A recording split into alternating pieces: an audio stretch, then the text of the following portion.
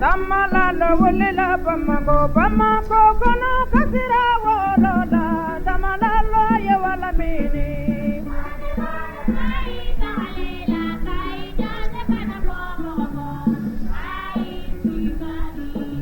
Tamalalo wulela Dikaso kono. Assalamu alaikum bamaranati abonné Mali kono ani Mali kokan an ka foli b'aw kelen-kelenna bɛɛ lajɛlen ni wagati na k'aw to a sigiyɔrɔ la hukumu kɔnɔna na an b'a jira la k'a fɔ ko bi ye tarata ye juin kalo tile 7 san 2022 hukumu kɔnɔna na an b'a jira la k'a fɔ ko aw denkɛ n'a balimakɛ don n'o ye Kojo Tumani ye ka bɔ bamaranati bɔlɔlɔw sanfɛla la bi an b'a jira la k'a fɔ an sigira an ka jamukan kɛnɛ kan jamukan ma an b'a fɔ an danbe kɛnɛ ni an sigilen ye a kɛnɛ kan kura ye jamukan in bi an bɛna masala fɛn min kan o de bɛ tali kɛ ko infidélité du couple kɔnɔna na n'o ye bɛ tali kɛ danayabaliya furuɲɔgɔnyaw ni ɲɔgɔn cɛ donc o hukumu kɔnɔna na an ka invité sanuman m'an bolo yan invité min de don a dogolen tɛ bilen an ka plateau in sanfɛla la yani an ka don an ka jamukan kɔnɔna na an bɛna kuma di an ka invité ma a ka se ka folikanw bila an ka filɛbagaw bɛɛ lajɛlen invité salamu alaikum. Walaikum salam wa rahmatullahi wa barakatuh. An bɛ foli lase Kojo yɛrɛ ma ani Bamadanet baarakɛla bɛɛ lajɛlen Bamadanet abonné bɛɛ lajɛlen fɛn fɛn ɲɛ b'an na nin waati in na an b'u bɛɛ lajɛlen fo an b'a ɲini Ala fɛ an bɛna kumakan minnu fɔ a ka kɛ ladilikan ye anw yɛrɛ ye ani an bɛ ka a lase minnu fɛnɛ ma. Ayiwa invité foli ɲɛna kosɛbɛ n y'a tila an ka abonnéw i n'a fɔ an dontɔ babu kɔnɔ cogo min an y'a fɔ an bɛna kuma infidélité du couple de kan premièrement an bɛna ɲininkali min kɛ o ye qu'est-ce que c'est l'infidélité dans un couple quelles sont les causes de l'infidélité infidélité danayabaliya furuɲɔgɔnw ni ɲɔgɔn cɛ o yɛrɛ bɛ misaliya ta fɛn jumɛn ni fɛn jumɛn de kan ani kɔlɔlɔ min fana bɛ danayabaliya kan furuɲɔgɔnyaw ni ɲɔgɔn cɛ ani nin bɛɛ yɛrɛ kɔfɛ an bɛ se ka ladilikan min ɲini an ka invité fɛ a bɛ se ka ladilikan jumɛn d'an ma walasa infidélité ka dabila an ka couple kɔnɔna na sinon infidélité kuma in a cayara a kumaw cayara couple kɔnɔ donc bi an bɛna babu masala o de kan donc an ka filɛbagaw an b'a fɔ ko a ka émission in partage kosɛbɛ wa a ka lamɛn ni tulo man di ye donc invité i n'a fɔ n y'a fɔ ye cogo min an bɛna an ka babu daminɛ ɲininkali fɔlɔfɔlɔ min b'a tɛngu i la o ye min ye fɔlɔ qu'est-ce que c'est l'infidélité danayabaliya furuɲɔgɔnyaw ni ɲɔgɔn cɛ o ye fɛn jumɛn de. D'accord n'i ye ɲininkali kɛ jumɛn ye infidélité ne y'o danayabaliya ye n'an bɛ se k'a fɔ fɛnɛ tilenbaliya furuɲɔgɔn fila olu ni ɲɔgɔn cɛ donc an b'a yira mɔgɔw la fɔlɔ k'a fɔ furu i n'a fɔ an delila ka a masala kɛ ni jɛmukan kelen na yan nɔ an y'a yira mɔgɔw la k'a fɔ furu o ye contrat de mɔgɔ aw fila aw jɛra contrat de y'aw jɛ danaya y'aw jɛ diinɛ a bɛ se ka kɛ diinɛ ko ye walima socialement yɛrɛ donc dɔw yɛrɛ ta ye i n'a fɔ tubabu furu bɛ kɛ cogoya min na an bɛ taa mun kɛ mairie la a bɛɛ contrat de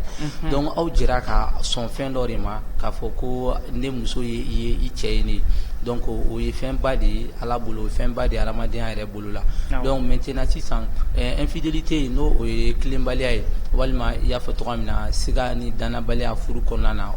o ye fɛn jumɛn o ye mun ye sisan n'o o y'a sɔrɔ furuɲɔgɔn kelen ale tigɛ a ka contrat ko o labato a bɛ se ka kɛ cɛ ou bien a bɛ se ka kɛ muso ye a bɛ bali mɔgɔw la k'a fɔ ko cɛ ka infidélité parce que tellement que a donna maliden caman kunna mɔgɔw yɛrɛ y'a jateminɛ k'a fɔ ko cɛ ka infidélité tɛ problème ye k'a sɔrɔ cɛ ka infidélité ni muso ka infidélité a bɛɛ lajɛlen degré kelen ye donc aw jɛra de k'a fɔ ko aw fila furula ɲɔgɔn ma n'aw furula ɲɔgɔn ma o ye muso ta kelen ni e ye o ye cɛ fɛnɛ ta kelen n'a muso ye donc a man kan cɛ ka bɔ furu kɔnɔna na fɛn minnu bɛ kɛ furu kɔnɔ k'a bɛ to o kɛ muso wɛrɛ ye kɛnɛ ma mais ka to kɛ muso wɛrɛ la kɛnɛ ma k'a muso to yen nɔ o de ye infidélité walima muso fɛnɛ cɛ y'ale fɛnɛ furu fɛn min kama donc ale fɛnɛ ka bɔ k'o fɛn di mɔgɔ wɛrɛ ma donc walima k'o ko ma a kan ka mun kɛ cɛ ye k'o kɛ mɔgɔ wɛrɛ ye kɛnɛ ma a kan ka baro duman minnu fɛn duman minnu kɛ cɛ fɛ o kɛ mɔgɔ wɛrɛ ye kɛnɛ ma donc o de ye infidélité ye donc ka i furuɲɔgɔn janfa dogo na walima a yɛrɛ bɛ ka bɔ a kalama fɛn mun na a man d'a ye donc a bɛ fɔ o de ma ko infidélité furu kɔnɔna na donc an b'a ye bi a ɲɔ ɲɛlen don kosɛbɛ i n'a fɔ an da bɛna don a la cogoya min na o de ye infidélité. Ayiwa Tapili n y'a tila an filɛbagaw y'i ka kɔrɔfɔ faamu i bɔra ka infidélité walawala cogo nasugu la an yɛrɛ tun tɛ misaliya dɔɔni min kɛ i bɔra k'a fɔ i ka laseliw kɔnɔna na ko infidélité o ye fɛn dogolen de ye ni a man ka woyoba furuɲɔgɔnw ni ɲɔgɔn cɛ fo ka taa se kɛnɛmana kunkan ko tagabolo sira ma i n'a fɔ tafɛla bolow b'o la an bangebagaw ka hakɛ to o n'a ɲɔgɔnna caman no o we wara kɛnɛmana na an b'o se ka o de bila infidélité minan kɔnɔna na donc sisan infidélité yɛrɛ an y'a mɛn an y'a kumaw mɛn sisan a bɛ ka kɛ sababu ye ka furu caman sa donc infidélité cause principale yɛrɛ ye jumɛn ye infidélité mun de bɛ na ni infidélité yɛrɛ infidélité cause ye jumɛn ye bon infidélité a sababu c'est ko minnu bɛ kɛ ne infidélité bɛna couple kɔnɔna na n'i y'a lajɛ mɔgɔ minnu bɛ yen nɔ n'u u b'u da don problème conjugaux olu ɲɛnabɔli la olu bɛ a tila ka taa tilayɔrɔ 3 ye tilayɔrɔ fɔlɔ o ye jumɛn ye mɔgɔ dɔw de bɛ yen nɔ olu filɛ nin ye ko kuraw de ka d'olu ye n'a fɔ muso bɛ n bolo bon muso wɛrɛ nege bɛ n na ko kura dɔrɔn ka ko kura bɛ merci ko kura de ka di ale tigi ye ni wali ni cɛ bɛ n bolo bon cɛ wɛrɛ nege bɛ n na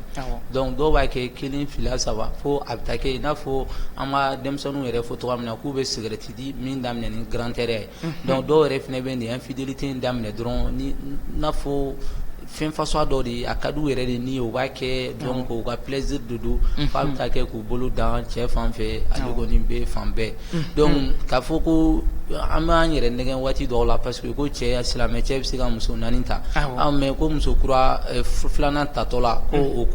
ko n'i tora ka bɔ ka t'o nɔfɛ ka fɛn ninnu kɛ k'o tɛ infidélité ye o ye infidélité ya ba de c'est pas muso furucogo de b'a la soit e ye muso furu e ye cɛ furulen n'i bɛ bɔ muso wɛrɛ nɔfɛ tɔgɔyaw de b'o la o t'i n'a fɔ i cɛ gananama i bɛ ka bɔ muso furulen i bɛ ka bɔ muso dɔ nɔfɛ donc i kan ka tɛmɛ ni sira dɔw de ye e yɛrɛ bɛ bonya cogoya min na hali ni mɔgɔ wɛrɛ i kɛnɛma ani cɛ furulen tɔ pour que u kana na kumasulu dɔ kana i fan fɛ donc cɛ kan ka dɔn tɔgɔ bɛɛ de la k'a fɔ ni a bɛna bɔ muso wɛrɛ nɔfɛ a k'a kɛ tɔgɔ la pour que a muso kana dɔn k'a fɔ a bɛ k'a janfa mais a bɛ ka tɛmɛ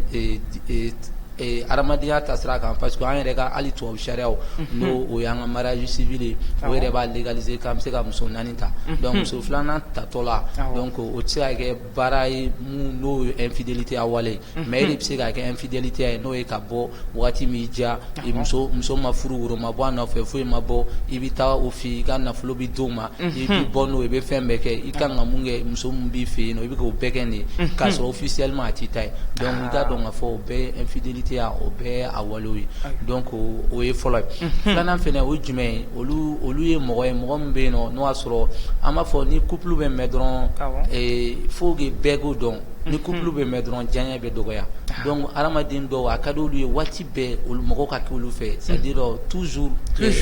olu kɔni ka kɛ kurakura ye u ka kɛ kurakuranin ye i ka intention b'olu kan i k'u fɛ i n'a fɔ kɔɲɔmusolamaw tun bɛ cogoya min na donc muso dɔw bɛ yen nɔ olu fɛ ka kɛ ten don o don a mago bɛ message dumanuw na walima cɛ dɔw bɛ yen nɔ ale mago b'a la cogo muso y'ale dege yanni a ka furu a message dumani min cayali ma n'a nana k'ale ni minnu k'ale la a b'ale nɛgɛn cogoya min na mais ni couple bɛ ka duuru ye 5 ans 6 ans 7 ans olu bɛɛ de bɛ dɔgɔya couple kɔnɔna na i b'a ye amour fanga bɛ dɔgɔya donc an bɛ problème conjugaux de la denko ni fɛnko ninnu olu bɛ kɛ temps bɛrɛ tɛ cɛ bolo ka di muso ma temps bɛrɛ tɛ muso fana bolo ka di cɛ ma o fana bɛ mɔgɔ caman bila infidélité a la donc o waati la donc cɛ b'a essayer ka kɛnɛmana na a mana dɔ sɔrɔ a n'o bɛ to ka kuma téléphone kan fɛnw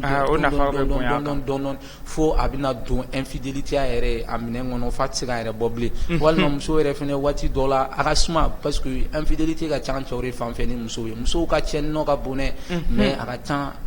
an cɛw de fan fɛ bon muso dɔw fana olu fana bɛna o cogoya lajɛ fɔlɔ olu n'u cɛw kun ka di kɔɲɔ daminɛ kuma cɛ kun b'olu nɛgɛn a ka intention parce que o de ka di muso ye k'i hakili boli muso kan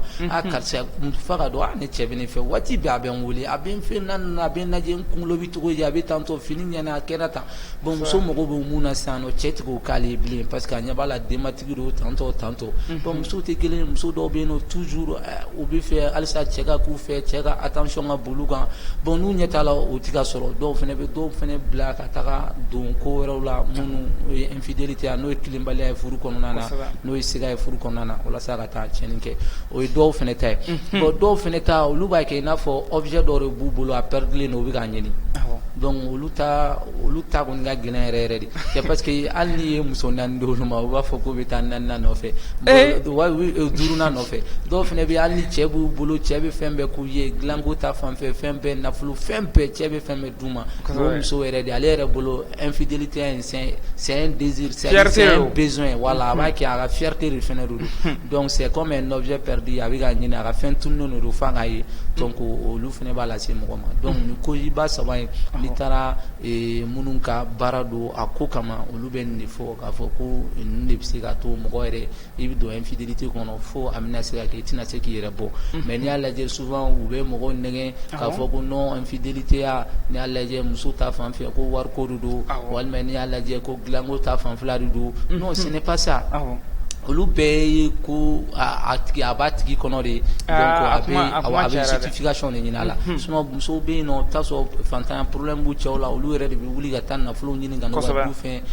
fo ka taa diɲɛ la infidélité ya tɛ se ka na dɔw fana bɛ yen nɔ i bɛ t'a sɔrɔ problème b'u cɛ la dilanko ta fanfɛ olu musow de bɛ wuli ka don bɛɛ kan walasa u bɛ se ka fura ɲɛnama sɔrɔ cogoya min na solution sɔrɔ cogoya min na ka n'u cɛw furakɛ donc olu tɛ causer bi mais n'i y'a ye bi u b'a fɔ k'o cause principal ye non c'est faux. Donc c'est pour tromper l'apparence des gens k'a fɔ ko non a yɛrɛ bɛ fɛ ka sira dɔ dɛn ka bɔ merci ko n cɛ ka fantanya de bɛ k'an bila la walima n cɛ tɛ nin kɛ n na donc o de bɛ k'an bila la donc mɔgɔw ka dɔn k'a fɔ fo problème de ala bɛ se ka k'i yɛrɛ la tuma dɔ la e yɛrɛ bɛ don fɛn na i t'a dɔn pourquoi de b'a kɔnɔ dɔw bɛ infidélité kɔnɔ cɛ dɔw bɛ yen nɔ muso ɲuman b'u bolo mais u bɛ ka taa dɔw t'a dɔn kojugu ye voilà u b'a kɔnɔ mais u yɛrɛ mun de bɛ ka ne bila ka nin kɛ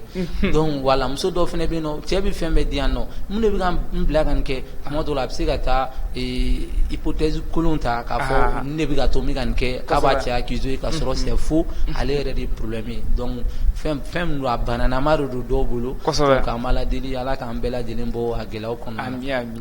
Donc o bɔlen wala i ka laseliw la i y'a jira na k'a fɔ i ka laseli fɔlɔfɔlɔ la infidélité cause fɔlɔfɔlɔ la i y'a jira k'a fɔ ko ni cɛ bɛ muso filanan furu ko bɛ bila infidélité minɛn dɔ kɔnɔna na mais o sira ninnu kan ka tagama cogo jumɛn i bɛ se k'i da don a na ka walawalali kɛ n'o y'a sɔrɔ cɛ muso fɔlɔ b'a bolo a bɛna muso filanan fana furu. Cɛ sisan ni muso fɔlɔ b'i bolo i bɛna muso filanan furu donc i b'a kɛ cogoya min na pour que k'a fɔ muso yɛrɛ mana bɔ a kalama mɔgɔ mana bɔ a kalama bɛɛ lajɛlen b'a dɔn k'a fɔ tu n'es pas infidèle i tɛ mɔgɔ gɔlɔnnen i ye mɔgɔ tilennen de o jumɛn i bɔra muso min nɔfɛ mun ye filanan ye i bɛ furuko de f'an ɲɛna a karisa ne b'i nɔfɛ furuko la wa muso wɛrɛ bɛ ne bolo donc o muso wɛrɛ in fɛnɛ ale ka hakɛw ye nin ye ne bɛ don a fɛ yen nin hakɛ in na n bɛ bɔ a fɛ yen nin hakɛ in na donc muso dɔ in k'o dɔn dɔ in fɛnɛ ka sɔn a d'accord i ko i bɛ ne fɛ furu la soit a ka kan d'i ma bon sisan an bɛɛ lajɛlen b'a dɔn o ka suma muso b'i la munumunu fɔlɔ a b'a fɔ bɔn i jɔ n ka miiri bon miiri in kɔnɔna tɛ se ka kɛ message ci wagati ye waati bɛɛ de bɛ ka message ci ale ma ale bɛ ka message ci e ma e b'ale wele aw bɛ appel vidéo la selimafiniw bɛ ka san ka d'o ma fɛn non o ye infidélité ya de voilà o ye infidélité ya de f'i k'o dɔn k'a fɔ o baara man ka kɛ donc ne y'a dɔn k'a fɔ e bɔra a nɔfɛ k'a fɔ ko foyi ma conclure fɔlɔ an ni ɲɔgɔn cɛ a bɛ se ka kɛ i bɛ se ka bɔ muso dɔ nɔfɛ i m'a sɔrɔ fɔlɔ donc a ka di e k'a furu donc muso bɛ se k'i la munumunu o démarche ninnu o tɛ infidélité ya ye mais n'a nana don ka n'a fɔ kanu kɔnɔ an bɛɛ bɛ situation amoureuse dɔn donc ka kɛ kanu yɛrɛ de aw ni ɲɔgɔn cɛ fɔlɔ a bɛ ka ɲɔgɔn nɛgɛ aw bɛ kanu ko fɛnw de la donc e yɛrɛ bɛ baara min na i ni ala cɛ i t'i fɛ i yɛrɛ b'a dɔn a man di ala ye i b'a dɔn ni muso bɔra a kalama kojugu don hali t'i fɛ i terikɛ minnu b'i bonya olu ka bɔ a kalama donc i yɛrɛ b'a dɔn mais n'i b'a dɔn i bɛ démarche min na a jɛlen don bɛɛ bɛ se ka bɔ a kalama mais sisan nɔ n'i y'a fɔra muso ɲɛna a bɛ se ka kɛ problème ye a bɛ se ka problème don an ni ɲɔgɔn cɛ n b'a to fɔlɔ fo ko ka sigi sen kan i bɛ se k'o kɛ o tɛ infidélité mais ka to ko fɛnw de la dɔw yɛrɛ bɛ nin ko in na a bɛna san 4 san 5 bɔ ko n bɛna muso filanan ta muso filanan tɛ don foyi ma sigi sen kan foyi tɛ don nafolo fana bɛ ka bɔ nafolo bɛ ka bɔ k'a sɔrɔ e ni dɔ in de ta ye nafolo ye bi i ni mun ye contrat signé mun ka furusiri kɛra misiri la ou bien église la ou bien mairie kɔnɔna na e ni o de ta ye ɲɔgɔn ye bi dɔ in kan i ka foyi tɛ dɔ in kan i ma woro bɔ a nɔfɛ i ma foyi b'a nɔfɛ mais n'a fɔra e bɛ ka nin ka hakɛw ta ka taa d'o ma baro min kɛ nin fɛ e bɛ t'o de d'o ma e kan ka na waati min na so e bɛ t'o kɛ nin fɛ yen nɔ wari in kan ka den mais e bɛ t'o kɛ nin fɛ yen nɔ bon i ka dɔn ka fɔ voilà ce n'est pas bien infidélité ya de don a ɲa tila an ye faamu caman sɔrɔ o la bon n'an bɔra infidélité cause kɔnɔna na sisan an bɛna don a kɔlɔlɔw yɛrɛ kɔnɔna na kɔlɔlɔ min yɛrɛ bɛ infidélité kɔnɔna na n'i y'a ta k'a lajɛ ni danaya kɔni tɛ furu la o kɔlɔlɔ ka bon kosɛbɛ dɛ donc i bɛ se k'i da maga na kɔlɔlɔ dama min bɛ infidélité sababuya la kɔlɔlɔ dama min bɛ se ka na furuɲɔgɔnyaw ni ɲɔgɔn cɛ a kɔlɔlɔ ka ca a kɔlɔlɔ dɔ ye jumɛn ye o ye bɛnbaliya ye furu kɔnɔna na ni cɛ bɔra a kalama k'a fɔ ko ale muso bɛ kamalen tigɛ kɛ donc kuma juguba de don an yɛrɛ fɛ yen nɔ an ka danbe la nin ko kun ti a ka suma nin ka kɛ quoi cɛ parce que an ka mɔgɔw ye nin lagoya bɛɛ ye ko faden to muso furulen kɔni bɛɛ y'o to yen muso furulen ka kamalen tigɛ o dugu wuli ko de quoi n'o i n'a fɔ san 100 kɔnɔ a bɛ se ka ye siɲɛ 1 siɲɛ 2 donc o kun ma nɔgɔn quoi hali mɔgɔ yɛrɛ ka zara yɛrɛ de don ko n tɛ faden to dun bɛɛ b'i disi gosi n'o de voilà donc ni cɛ nana se ka fa muso bɛ kamalen tigɛ i b'a dɔn k'a fɔ furu cɛnni donc yuba danna tɛ furu kɔnɔ bilen bɛnbaliya bɛ na muso fana ka dɔn k'a fɔ n cɛ fana bɛ sunkuru de tigɛ donc b'a dɔn bon o ko kɔni ka ca an fɛ yan nɔ farafinna a bɛ caya waati caman voilà o façon a bɛ kɛ hali muso ka cɛ ka n'a fɔ an y'a fɔ cogoya min na sisan nɔ cɛ ka muso filanan ta a ka di cɛ yɛrɛ de a ka muso filanan ta mais a yɛrɛ ka démarche cogoya fana bɛ se ka kɛ a bolo sunkuru tigɛ ye n'o infidélité ye k'a sɔrɔ a bɛ fɛ ka furu de voilà parce que dɔw bɛ yen nɔ pour que olu yɛrɛ bolo pour que ka muso furu f'i ka sunkuru tigɛ fɔlɔ i ka den sɔrɔ a fɛ a façon bi caman bɛ yen nɔ olu b'o de kɛ k'a sɔrɔ a bɛɛ bɛ don infidélité o minɛn kɔnɔna na donc n'o kɛra a bɛ couple a b'a yoba donc a b'a to communication bɛ dɔgɔya kɛlɛmisɛnninw bɛ kɛ danabaliya bɛ na aw tɛ fɛ ka ɲɔgɔn ye furu dabɔra lafiya min kama o tɛ yen nɔ aw bɛ kɛ ɲinɛ jakuma don o don mɔgɔ bɛ kɛlɛ la aw bɛ kɛlɛ la mɔgɔ tɛ kɛlɛ la aw bɛ kɛlɛ la a bɛ jouer denmisɛnninw kan aw temps t'aw bolo bilen ka denmisɛnninw fɛnɛ bɛ aw ka kow ye u bɛ fa jugujugu dɔɔni senfɛ fa bɛ fiyɛ ka da ba kan cogoya min na ba fɛnɛ bɛna fa dɔgɔya cogoya min na a bɛ jouer denw ka éducation kan a bɛ jouer cɛ yɛrɛ garizɛgɛ kan a b'a to muso yɛrɛ fɛnɛ bɛna kɛ cɛ nenina ye cɛ bugɔla ye cɛ kɔrɔfɔla ye dabalikɛla ye bɛ muso bila ka fɛn caman kɛ an ka suite kɔnɔ sumafɛtagaw morifɛtagaw fɛn caman donc bɛɛ de ye conséquence ye minnu bɛna don a kɔnɔna na donc a ka ca donc conséquence yɛrɛ bɛɛ lajɛlen belebeleba o bɛna taa se mun masaw de furusa ye donc ouais bien sûr infidélité ni ye bi taara mariage 100 ta furu salen don i bɛ taa sɔrɔ 80 bɛ infidélité n cɛ ye sunkuru tigɛla de walima n ye muso minɛ a bɛ kamalen tigɛ mais n y'a tila cɛ ka infidélité o bɛ se ka faamu ka tɛmɛ muso taw kan dɛ bien sûr anw de b'o faamuya sinon a bɛɛ de kelen muso e ye hadamaden cogoya min na muso fana ye hadamaden ten tɔ don muso b'a fɔ de an contrat de b'an ni ɲɔgɔn cɛ n'i ma ɲɛ i bɛ muso furu i b'a furu de mais i tɛ se ka taa kɛ tulonkɛ ye kɛnɛ ma muso fana ka hakɛ de don hakɛ min bɛ o don an y'a kuma fɔ hakɛ min bɛ muso bolo hakɛ kelen de bɛ cɛ bolo tubabu sariya m'a fɔ ko cɛ ka infidélité kɛ k'a bɛ permis ala sariya m'a fɔ ko cɛ ka infidélité kɛ k'a bɛ permis an yɛrɛ ka hadamadenya sariyaw olu m'o fɔ an ka danbe m'o fɔ donc o b'a jira k'a fɔ a bɛɛ de kelen mais muso ta cɛ ka jugu fɔ k'a fɔ a cɛ ka jugu de o de y'a to an cɛw yɛrɛ an bolo k'a fɔ ko an ta ko parce que an bɛ fɛ k'o furu i n'a fɔ n y'a fɔ cogoya min muso filanan furu o ni infidélité tɛ kelen o taasiraw bɛ yen nɔ mais dɔw ye dɔw ils sont infidèles u ka dɔn k'a fɔ u bɛ baara cɛjugu de la u bɛ ka mun kɛ n'u muso y'a k'u la a tɛ diya u ye cogoya min na de o fana man ka k'u muso la n'i ma ɲɛ i bɛ muso filanan furu a furu ni muso fɔlɔ sɔnna a fɔra a banna n'a ma sɔn a bɛ taa e de ta o fana ye contrat de ye o ye contrat fɛn do mairie la n'a y'a sɔrɔ a ye mairie kɛ n'a ye polygame kɛ o de ye contrat ye n bɛ muso furu fo 4 n'a ye monogame fana se kɛ i fana tɛ se ka taa bilen infidélité kɛ dɛ n'i y'a kɛ i ye muso tɔɲɔ n'a y'a diya a bɛ se k'i nɔ minɛ sariya yɛrɛ bolo kan walima a bɛ se ka fɛn wɛrɛ k'i la walima ala yɛrɛ bɛ se ka a hakɛ ni fɛnw bila i la donc mɔgɔw ka dɔn k'a fɔ infidélité kɔlɔlɔba de b'a la kɔlɔlɔ bɛ se ka taa furusa la a bɛ se ka na kɔlɔlɔ bɛ se ka kɛ fɛn caman ye donc furu kɔnɔna na a bɛ sigi goya a bɛ fɛn bɛɛ goya bon furusa fana bɛna bɔ a la ni furusa bɔra a la donc denw ka éducation bɛ gɛlɛya furu fana mana sa tuguni ala yɛrɛ b'a fɔ ni furu sara a man d'ale ye a b'aw fila bɛɛ lakari a bɛ aw fila bɛɛ garisɛgɛ dɔgɔya aw fila bɛɛ ka chance a b'aw dɔgɔya a b'aw fila bɛɛ kɛ malheureux ye donc furusa man di ala ye donc mais a kɔni y'a institution bila institution kɔni don k'a fɔ sariya kɔni don k'a fɔ k'a bɛ kɛ ni furu gɛlɛyara togoya dɔ la n'a fɔ sisan muso ka kɛ ko infidèle ba don a y'o ye a bɛ kamalen tigɛ de kɛ donc cɛ sera obligé ka furu sa o furu sa a laban kana kɛ ko wɛrɛ ye voilà donc mais an kɔni ka sariya t'a fɔ ko muso ka to k'a furu sa infidélité cɛ ka infidélité a la muso ka furu sa mɔgɔ si t'o conseiller an yɛrɛ ka taabolo la hali diinɛ sariya la an t'o conseiller mɔgɔ si ma mais cɛ kɔni ni muso kɔni infidélité kɔni kɛ kɔni donc i b'a furu sa cɛ parce que dugu kɔni tɛ jɛ k'o sɔrɔ yen dɛ merci parce que an caman bɛ yen nɔ an ye silamɛ de an b'o hadisa yɛrɛ kalan sahaba dɔ bɛ taa fɔ alakira kisi nɛɛma b'a ma k'a fɔ ko muso t'a kunkolo kɛ tan cɛ ye ni cɛ ko k'a bɛ sɔn alakira ko k'a furu sa direct a sɔrɔ alakira kisi nɛɛma b'a ma a t'o fɔ a bɛ furu dilan de mais tellement que voilà muso ka infidélité c'est impardonnable quoi donc a fɔ k'i muso furu sa cɛ ko muso ka di n ye koyi a ko bon a to yen n'a ka di ye dɔrɔn a to yen problème t'o la voilà mais c'est à dire a bɛ fɛ ka mun jira donc muso ka infidélité a kɔlɔlɔ ka bon ka tɛmɛ cɛ ta kan merci a bɛ se ka na den dɔ kun di du kɔnɔ an balakaw yɛrɛ b'a fɔ ko kurun bɛ se ka boli ji kan ko sen nɔ tɛ yala merci voilà donc a ko ka gɛlɛn très bien. Donc il faut hakili b'a tɔ dafa voilà merci. Ayiwa n y'a tila an ye faamuba sɔrɔ conséquence kan n'an ma bɔ ka ɲɛ an ye infidélité fɔ mɔgɔw y'a faamu infidélité ye mun ye a cause fana a bɛ na cogo jumɛn mɔgɔw y'a faamu donc conséquence kɔlɔlɔ min fana b'a la mɔgɔw y'a faamu sinon an ka ɲininkali laban naaninan bɛna kɛ min ye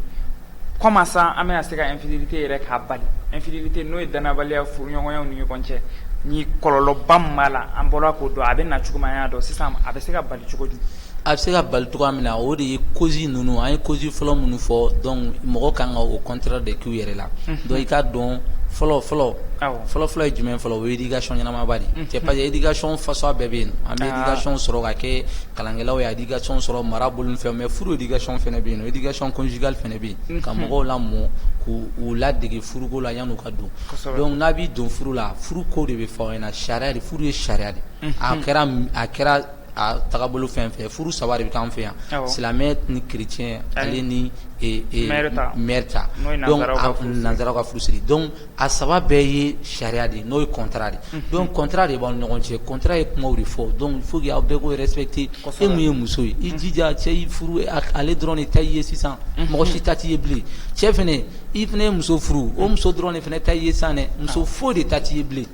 muso bɛɛ haramuyalen b'i ma cɛ bɛɛ fɛnɛ haramuyalen b'i muso ma fo n'a sɔrɔ e cɛ i ko i bɛ filanan ta n'i bɛ filanan fɛnɛ ta o fɛnɛ contrat wɛrɛ de i b'o contrat fɛnɛ signé donc i muso b'a dɔn k'a fɔ ko wa contrat b'a ne cɛ cogoya min na a b'a nin cɛ donc n'an fila bɔra la ani muso bɛɛ y'a ma haramu ye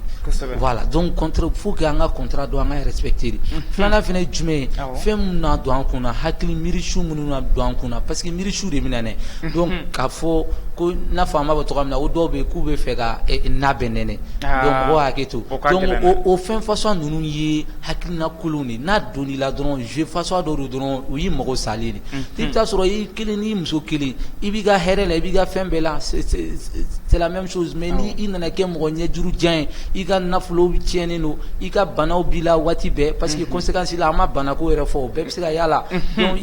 banajugu b'i la banajugu b'i ka denbayaw la tanga t'i kan sigida la bɛɛ b'i kɛ mɔgɔlankolon ye donc o façon ninnu bɛɛ bɛ yen nɔ donc o bɛɛ la i kan k'i yɛrɛ kɔlɔsi ka bɔ infidélité ale walew ma donc pour que mɔgɔ yɛrɛ n'i miiri ni conséquence ninnu bɛɛ bɛ se ka kɛ solution ye pour que i bɛ se ka bɔ a la cogoya min na donc a solution dɔ fana ye jumɛn ye i k'i jija fana ka to parce que mun bɛ mɔgɔ caman fana bi infidélité a fana kɔnɔna na donc o fana de ye muso filanan furu yɔrɔ ye parce que a bɛ dɔw bolo n'i bɛ muso filanan furu e ye fɔlɔ furuli daminɛ cogoya min na nɛgɛnɛgɛnni ni fɛn ninnu y'a kɛ cogoya min na parce que an ka démarche de man ɲi an ka environnement y'an ka démarche tiɲɛ bi n'i bɛ muso ɲini bɛɛ ko k'i tɛ taa muso fa fɛ i tɛ taa ba fɛ bilen k'i bɛ tɛmɛ muso de fɛ bon e dun bɛ taa muso fɛ i bɛ taa sɔrɔ cɛ fila ou cɛ saba bɛ yen fɔlɔ bon yanni muso ka tila ka calcul la il faut que muso k'aw bɛɛ de lajɛ fɔlɔ a b'aw bɛɛ étudier de muso dɔw ka étudier i bɛ taa san 2 san 3 la donc f'e k'o de kɔnɔ donc o kɔnɔni de bɛ na k'e bolo o tɛna kɛ tribunal dossier wa o tribunal dossier ko ye donc a bɛ na kɛ infidélité a ba i bolo donc i k'i jija k'i ka démarche falen n'i t'i fɛ ka bin infidélité kɔlɔlɔ kɔnɔ i bɛ bɔ muso minnu nɔfɛ direct a fɔ a ɲɛna karisa muso bɛ ne bolo donc ne bɛ fɛ k'i furu ne ka ko ni cɛganaw ka ko tɛ kelen donc ne bɛ fɛ k'i furu donc o de muso yɛrɛ b'a dɔn k'a fɔ tiɲɛ na e ye tiɲɛ ɲɛnama ye hali ni ye ne furu tantɔ ne bɛ se ka da nin na sinon e mana taa manamana ko ni fɛnw ta ka ɲɛsin muso ma ka tugu muso kɔ fɛn la souvent cɛ i bɛ muso bɔ a ka tagabolo la parce que an yɛrɛ ko an hakili ka bon ni muso ta ye i bɛ taa sɔrɔ muso ka tagabolo ye pour que i ka kɛ infidèle mais de b'a yira la k'a fɔ non ne tɛ se k'o kɛ nin ne ka fɛn de donc il faut que cɛ an ka kari parce que o fana solution dɔw de n'an ma kari dɔrɔn an bɛ bɛn infidélité a kɔnɔ non ne karisa de diyagoya ne ko furu an b'o fɔ ko muso ɲinina o tɛ sɛgɛn mais n tɛ ɲɛ karisa kɔ i bɛ sɛgɛn dɛ i tɛ muso sɔrɔ wa i bɛ kɛ sigida kɔnɔ kuntan ye donc an k'an jija an k'o dabila an ka kari n'an y'a ye furu bɛ muso min kɔnɔ an k'o fɛn donc furu tɛ muso min na an k'o to yen filanan fana ye jumɛn ye an ka bisigiw fana dabila parce que bisigi fana bɛ na n'a ye souvent muso bɛ cɛ bisigi an y'a fɔ yan nɔ téléphone ko la i bɛ cɛ bisigi i bɛ taa sɔrɔ hali cɛna bara ɲɔgɔn dɔ bɛ kuma la musoman dɔ i bɛna bisigi a fɛn kɛ e ye sunkurutigɛla fɛn dɔ souvent i bɛ cɛ pousser a bɛ don infidélité kɔnɔ donc solution dɔ ye pour que an kana don infidélité kɔnɔ o de ye an ka bisigiw dabila an ka da ɲɔgɔn na an kana ɲɔgɔn ka téléphone fiyɛ an kana ɲɔgɔn sɔgɔbɛ sɔgɔbɛ a dɔ fana ye jumɛn ye tuguni an ka jija communication ka restaurer an ni ɲɔgɔn cɛ halisa kuma ɲɔgɔnya an kana to distance kan na hali ni furu ye san 100 bɔ o de bɛ an ni tubabuw cɛ hali ni furu ye san 100 bɔ toujours u b'a essayer o to ka communication kɛ furu mariage u bɛ to furu anniversaire u bɛ to k'o kɛ i b'a dɔn an yɛrɛ t'o kɛ yan voilà donc san o san ni mariage kɛra par exemple aujourd'hui c'est le 7 donc ni mariage kɛra le 7 6e mois 2022 na donc san wɛrɛ fɛnɛ le 7 6e mois 2023 donc an bɛ ɲɔgɔn ye ka gâteau dɔ tigɛ an ka mariage fɛnw na voilà donc halisa ka furu kurakuraya ka kanu kurakuraya k'an tin don ɲɔgɔn na halisa mais plus que distance bɛ ka kɛ surtout muso de kan ka jija e bɛ ka to ka distance don i ni cɛ cɛ a muso baden de bɛ kɛnɛma minnu mago bɛ furu la walima minnu yɛrɛ kulonkɛkɛla o mago bɛ cɛ ka wari dɔrɔn de la donc olu mana gɛrɛ i cɛ la kuma dɔ la cɛ a ma nɔgɔn dɛ a kuma ka ca cɛ kelekun ka bɔ a bolo dɛ donc fo mɔgɔw k'o dɔn an ka gɛrɛ ɲɔgɔn na an ka kɛ i n'a fɔ bi yɛrɛ de an ka furu siri la toujours an n'a ye san tan kɛ donc o bɛ se ka kɛ solution ye pour que infidélité a bɛ se ka kɛlɛ cogoya min na ka bɔ an ka société la parce que baara min don fɛn juguba de don an ka sigida kɔnɔna na n'i yɛrɛ ye bi an bɛ bi mun na n'i ye furu 100 ta ni problème tɛ furu min kɔnɔ i bɛ taa sɔrɔ furu 5 dɔrɔn de don a tɔ 95 bɛɛ min b'a ta expliquer muso bɛɛ ko k'ale cɛ i bɛ sunkuru tigɛ bɛɛ de b'a fɔ sisan surtout an jeune kunda wala an bɛ kala sɛmɛ an ka mɔgɔkɔrɔbaw la an denmisɛnnin kunda bɛɛ muso an balimamuso bɛɛ de b'a fɔ ko n cɛ ye tilennen tɛ a bɛ sunkuru de tigɛ a b'a kɛ o a t'a kɛ o muso kɔni b'a fɔ voilà o de b'a bolo la yɛrɛ ani musola mɔgɔ dɔ kumatɔ ye téléphone na a ma nɔgɔn an balakaw ninnu ka keleya a ka bon kosɛbɛ mais an fɛnɛ tuma dɔw la jogo ɲuman fɛnɛ t'an fɛnɛ la a bɛ kɛ cogo di ayiwa n y'a tila an filɛbagaw ye faamu sɔrɔ nin kuma kɔni kɔnɔna na n y'a tila bɛɛ b'a ka tɔmɔta sɔrɔ nin na bi ta bɔlen kɔ a la n y'a tila mɔgɔ si tɛna mɔgɔ si bisigiya ka sɔrɔ prévu jɔnjɔn t'i bolo infidélité ya hukumu kɔnɔna na infidélité ye fɛn mun ye an kan ka kɛlɛ ka bɔ couple ni ɲɔgɔn cɛ walasa bɛn ka se ka sabati n y'a ye furuɲɔgɔnyaw cɛ furu tɛ se ka san ba yi de ka kɛ n y'a ta ka lajɛ infidélité ya kɔlɔlɔ dɔ ye donc an ka jamukan kɔni n y'a tila a sera kuncɛyɔrɔ ma invité kumakan laban jumɛn b'i bolo walasa an ka se ka an ka jamukan in kuncɛ voilà kumakan laban bɛ n bolo halisa n bɛ ladilikan de di n yɛrɛ ani an lajɛbaga bɛɛ lajɛlen ma an ka dɔn ka fɔ furu ye fɛnba de ye an ka furu an ka sariyaw ɲini ka dɔn an ka dɔn furu ye contrat ba de ye contrat belebeleba de b'i bolo furuɲɔgɔnya kɔnɔna na donc contrat in an ka jija an ka pariw respecter voilà cɛ i kana fɔ ko se b'i bolo muso de kan n'u y'i diya i b'a kɛ voilà donc hakɛ min b'i bolo a hakɛ kelen de bɛ muso bolo malgré que a bɛ e de ka du kɔnɔ e bɛ ka balo wa e de ye waritigi e de ka kɔrɔ n'a ye e de fanga bɛ e de la n'a ye e de hakili ka bon n'a ta ye mais o bɛɛ la i k'i jija i kana i muso ka droit i kana a bafouer i k'i jija kosɛbɛ kosɛbɛ o de ka di Ala ye sanfɛmɔgɔw kana dugumamɔgɔw ka droit bafouer sinon a bɛ jouer an ka fɛn bɛɛ lajɛlen kan donc an bɛ bɛɛ lajɛlen fo an b'a fɔ aw ma Ala k'an bɛn a ɲɔgɔn wɛrɛ ma. donc an b'a yira la k'a fɔ an ka jamukan a bɛ dankari kɛ nin na donc an ka invité ye mɔgɔ min ye a ka analyse ka ɲi kosɛbɛ n'an mago jɔra la wagati o wagati a bɛ wuli k'an sɛgɛrɛ yan k'an ka invitation jaabi walasa an bɛ se ka masala an filɛbagaw bɛ se ka faamu caman sɔrɔ walasa u ka couple ba bɛ se ka sigi cogo min na donc an b'a fɔ ye aw kan mɛn an bɛ sigi wɛrɛ wasalaamu aleykum.